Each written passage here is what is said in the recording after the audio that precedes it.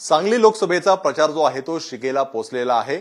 या प्रचारामध्ये नेमके कुठले मुद्दे आहेत आणि कोणाची हवा आहे हे जाणून घेण्यासाठी आपल्या सोबत माजी राज्यमंत्री अजितराव घोरपडे सरकार आहेत।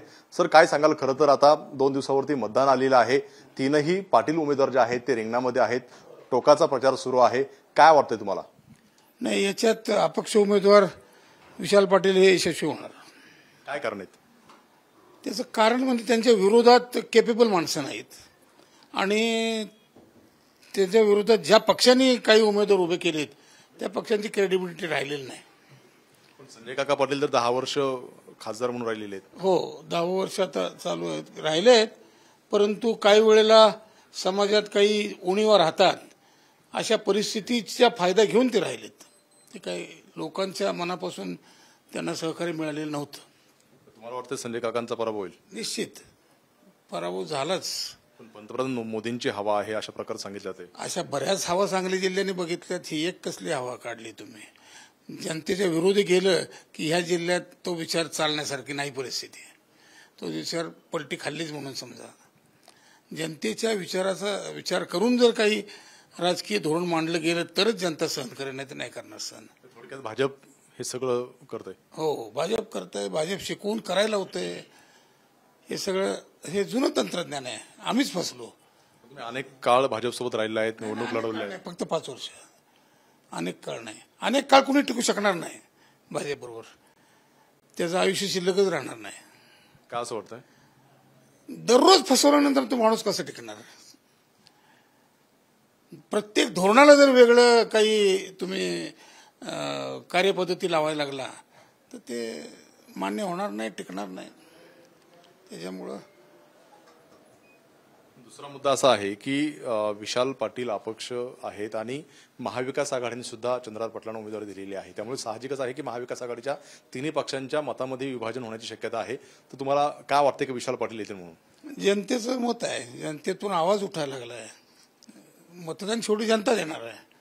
प्रचार करणारे असतील नेते कार्यकर्ते कोणी, परंतु जनतेचा आवाज आहे हा, आणि आम्हाला जनतेची नाडी ओळखायची जुनी सवय आहे, त्यामुळे काही बदल होणार नाही त्यात।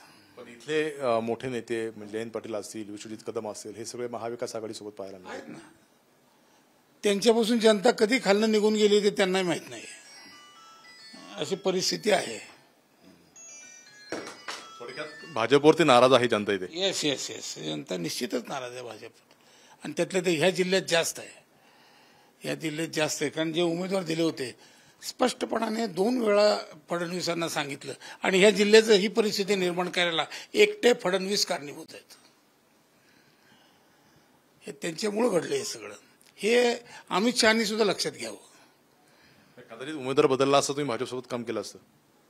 नाही, ते आत्ताच नाही सांगता येणार। आता परिस्थिती निघून गेली आहे, त्यांनी काय केलं असतं ते काय तसं नाही सांगता येणार आत्ता, कारण याची चर्चा आमच्या सहकाऱ्यांच्या बरोबर 6 महिन्यापासून सुरू आहे। जे तुम्हाला आता काही बदल दिसत आहेत अकस्मात, ते बदल 6 महिन्यापासून आम्ही चर्चा करून केलेले बदल आहेत। संघटन 6 महिन्यापासून चालू होतं, त्यामुळे हे आज रिझल्ट मिळायला लागलेत। हे काय अकस्मात कुणीतरी येऊन उभं राहिलं आणि त्याच्या मागे आम्ही लागलो असं नाहीये। आम्ही चर्चा विनिमय करून विचार करून विशाल पाटलांना विजयी करण्यासाठी 6 महिन्यापासून तयारी होती। विशाल पाटलांना निवडून देण्यासाठी साधारण 2-3 महिन्यापासून तयारी होती, पण त्याच्या आधीपासून यावेळेला हे भाजपचं जे काही दबाव तंत्र आहे किंवा जे हेतुपुरस्सर काहीतरी नवीन धोरण राबवायचं काही तंत्र आहे, हे मोडून काढायचं कसल्याही परिस्थितीत, हे ठरवलं होतं। आपल्यासोबत काही भाजपचे पदाधिकारी आहेत। उदयराजे भोसले, काय सांगाल, नेमकं कोणाचा विजय होईल? नक्कीच विशाल पाटलांचा उच्चांकी मताने या जिल्ह्यामध्ये विजय होईल, त्यात काही तीळ मात्र शंका नाही। कारण आत्ताच्या खासदारांची 10 वर्षाची जर कार्यपद्धती बघितली, जिल्ह्यात जिल्हा परिषद असो, पंचायत समिती, नगर पंचायत, पक्षाचे चिन्ह गोठवणे, जिल्ह्यातील माजी आमदार पदाधिकारी यांच्यावरच पक्षांतर्गत कारवाई करणे, पक्षांतर्गतच पक्षफोड संपवणे, अशा प्रवृत्तीचे हे फळ भोगायला आले असं म्हणावं लागेल। भाजप आहे की सोडलं तुम्ही? आता सोडलेलंच आहे बऱ्यापैकी, कारण काय 50% पक्षाची पदाधिकारी आज हे नाराजीच्या जिल्ह्यामध्ये सुरात आहेत, आणि त्याचा परिणाम या इलेक्शनला 100% होईल, पक्षाला भोगावं लागेल। काय भाजपच्याही पदाधिकाऱ्यांनी ठरवलंय की बाहेर पडून विशाल पाटलांना निवडून आणायचं? हो, बाहेर पडून म्हणजे भाजपपासून त्या विचारापासून लांब जाऊन विशाल पाटलांचा प्रचार करून निवडून आणायचा. आता विशाल पाटलांच्या मार्फत काय कुठले नवीन आयडियोलॉजी मांडली जाते असं नाही, पण आम्ही विचार केलाय. आमचा कोणता विचार जनतेपुढे मांडायचा आहे मतदानासाठी तो आम्ही ठरवून ठेवलेला आहे. काय नेमका विचार असणार आहे? विचार म्हणजे जनतेला ज्या पाहिजे होत्या गोष्टी त्या झाल्या नाहीत, तिकडे दुर्लक्ष झालं. खासदारांनी फक्त स्वतःची प्रॉपर्टी वाढवण्यासाठी 10 वर्ष वापरले, दुसरं काही केलेलं नाही. एक नवीन प्रकल्प आला नाही किंवा एक नवीन योजना आलेली नाही. यात जिल्ह्याचा सगळ्यात महत्वाचा भाग मागणीचा म्हणजे शेतीच्या पाण्याची मागणी. त्यात काही किरकोळ कामं राहिलेली आहेत, तरतुदी झाल्या नाहीत, कामं पूर्ण झाली नाहीत आणि शेतकऱ्यांना प्रत्यक्ष लाभ मिळण्यापासून शेतकरी वंचित राहिले.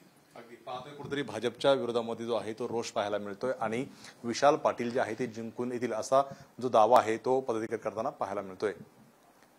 कॅमेरामन प्रशांत सारसुने, एबीपी माझा, सांगली. एबीपी माझा, उघडा डोळे बघा नीट.